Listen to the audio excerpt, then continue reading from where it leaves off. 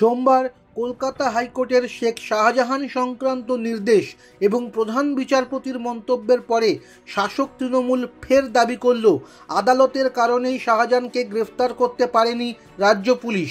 জট কেটেছে, 7 দিনের মধ্যে শাহজাহান গ্রেফতার হবেন।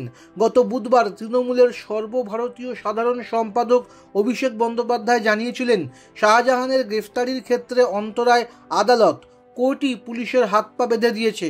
তারপরে রবিবার মহেশতলায় গিয়েও সেই একই কথা বলেছেন অভিষেক।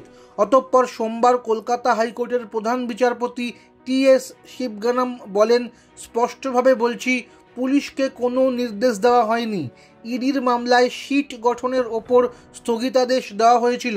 আমরা পুলিশকে বলিনি যে গ্রেফতার করা যাবে না। তারপরেই পুরনো নির্দেশ দেখিয়ে তৃণমূল দাবি করেছে, আগের রায়ে পুলিশের হাত পা বেঁধে দিয়েছিল আদালত, তাই শাহজাহানকে গ্রেফতার করা যায়নি। সোমবার কুণাল ঘোষ বলেন, আদালতের ব্যাপারে সাধারণত কেউ কিছুই বলেন না। অপ্রিয় প্রশ্নটা তুলেছিলেন অভিষেক। তিনি বলার পরেই আদালতকে বিড়ম্বনায় পড়তে হয়েছে। তাই মামলা নির্ধারিত না থাকলেও স্বতঃপ্রণোদিতভাবে মামলাটি সোমবারে আদালতে ওঠে। তৃণমূল পুরনো রায়ের 7 এবং 8 নম্বর অনুচ্ছেদ দেখিয়ে দাবি করছে, আদালত স্পষ্টই বলেছিল রাজ্য পুলিশকে সংযত থাকতে হবে, তারা কোনো প্রক্রিয়া করতে পারবে না।